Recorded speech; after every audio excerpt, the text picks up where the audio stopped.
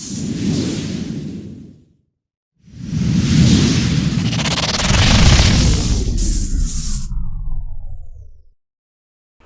اللہ الرحمن الرحیم نحمدہ ونصلی علی رسولہ الکریم اما بعد۔ آج ایک بار پھر پوری قوم سے مخاطب ہو رہا ہوں۔ آپ حضرات جانتے ہیں کہ جمعیت علماء اسلام کی مرکزی مجلس عاملہ نے 8 فروری 2024 کے الیکشن کے نتائج کو مسترد کر دیا تھا۔ 2018 کے الیکشن میں جو عوام کی حق رائے دہی پہ ڈاکہ ڈالا گیا تھا، 2024 میں ایک بار پھر عوام کی حق رائے دہی پر شبخون مارا گیا ہے۔ ہم نے فیصلہ کیا تھا کہ ہم اس الیکشن کے نتائج کو تسلیم نہیں کریں گے اور ان کے نتائج کو مسترد کرتے ہیں۔ یہ عوام کی نمائندہ کم اور اسٹیبلشمنٹ کی نمائندہ زیادہ ہے۔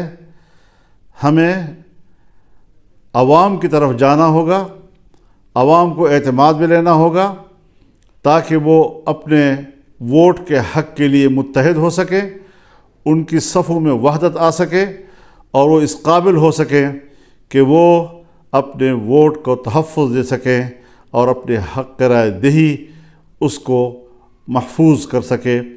یہ ایک واضح موقف ہے ہمارا اور اس موقف کی طرف ہم نے آگے بڑھنے کا فیصلہ کیا ہے۔ چنانچہ انشاءاللہ العزیز اللہ تعالیٰ کی فضل اور اس کی تائید کے ساتھ ہم 25 اپریل کو بلوچستان سے اس تحریک کا آغاز کریں گے اور ان اجتماعات کو ہم عوامی اسمبلی کا نام دیں گے۔ 25 اپریل کو بلوچستان میں پشین کے مقام پر بہت بڑا جلسہ کیا جائے گا جس میں بلوچستان کے عوام شریک ہوں گے۔ اسی طریقے سے 2 مئی کو کراچی میں بہت بڑا عوامی اسمبلی کا انعقاد ہوگا اور سندھ کے عوام اس میں شریک ہوں گے۔ ہماری تیسری عوامی اسمبلی پشاور میں ہوگی اور 9 مئی کو اس کا انعقاد ہوگا جس میں صوبہ خیبر پختونخوا کے تمام لوگوں کو دعوت دی جائے گی اور اس عوامی اسمبلی میں وہ شرکت کریں گے۔ اس کے بعد ہم لاہور کے لیے تاریخ کا تعین کریں گے جہاں پر پورے ملک کو اس میں شمولیت کی اور شرکت کی دعوت دی جائے گی اور ایک بہت بڑا ایک عوامی سیلاب وہ اپنی اسمبلی کا انعقاد کرے گا۔ ہم اس حوالے سے دوسری سیاسی جماعتوں سے بھی رابطہ کر رہے ہیں تاکہ عوام کی ایک متفقہ اور متحدہ صف وہ اس کو زندہ کیا جا سکے، اس کو منظم کیا جا سکے۔ تو اس حوالے سے ہم اس شیڈول کا اعلان کر رہے ہیں اور انشاءاللہ ہمارے کارکن، ہماری تنظیمیں، ہر صوبے کی اور ماتحت تنظیمیں ان کو کامیاب بنانے کے لیے فوراً حرکت میں آئیں گی۔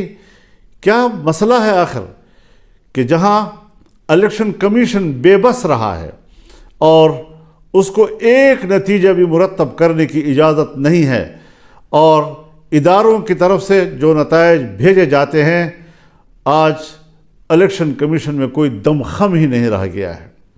ہماری سول بیوروکریسی اس میں تو جو مداخلت ہو رہی ہے اور جو ان کے آئینی اور قانونی اختیارات ہیں اس میں بھی خفیہ ادارے اور ایجنسیاں مداخلت کر رہی ہیں جس میں احتجاج کرنے کا کوئی دم خم ہی نہیں رہا ہے۔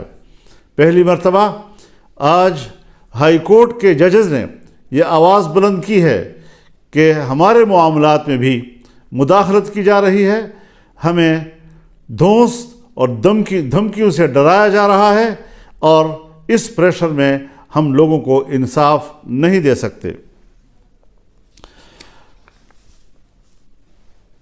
اس حوالے سے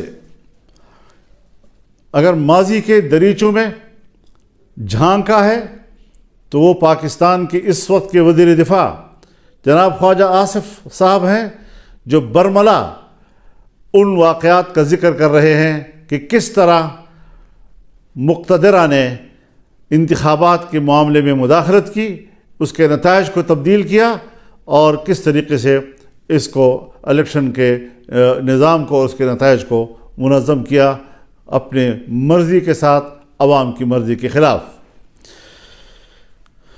ظاہر ہے اس سارے صورتحال سے جمعیت علماء اسلام کے موقف کو تائید بھی مل رہی ہے اور تقویت بھی مل رہی ہے۔ ہمارا موقف صحیح ہے، ہم نے صحیح آواز بلند کی ہے، اور انشاءاللہ اس کو ہم آگے بڑھائیں گے۔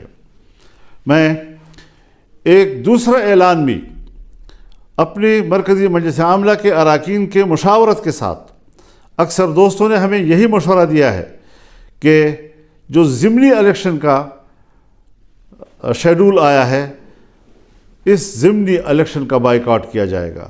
جمعیت علماء اسلام کا کوئی رکن ضمنی الیکشن میں حصہ نہیں لے گا، اور اس حوالے سے یہ بات واضح رہے کہ ہم ضمنی الیکشن چونکہ اسی الیکشن کا تسلسل ہے اور ہمیں پچھلے نتائج پر اعتماد نہیں، ہم کس طرح سے ضمنی حلقوں میں کوئی انصاف کی توقع رکھ سکتے ہیں۔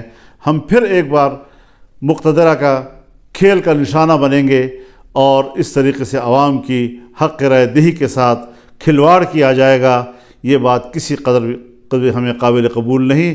انشاءاللہ العزیز رمضان المبارک کے بعد تحریک چلے گی، فیصلے اب ایوان میں نہیں میدان میں ہوں گے۔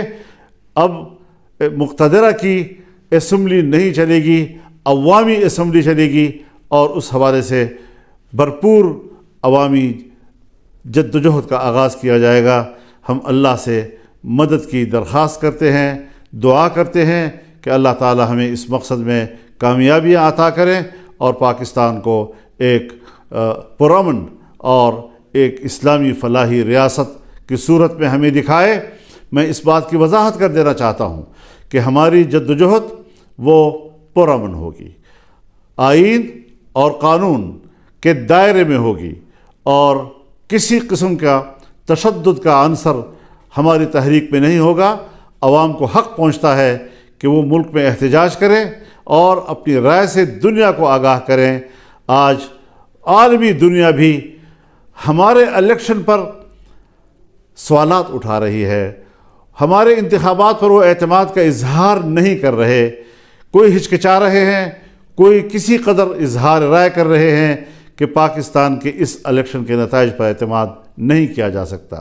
اس حوالے سے ہمارا موقف بالکل حقیقت پر مبنی، خود اعتمادی سے بھرپور، اور انشاءاللہ کامیابی کی منزل سے ہمکنار ہونے کے لیے آگے بڑھے گا۔ اللہ تعالی ہمارا حامی و ناصر ہو۔ وآخر دعوانا ان الحمد للہ رب العالمین۔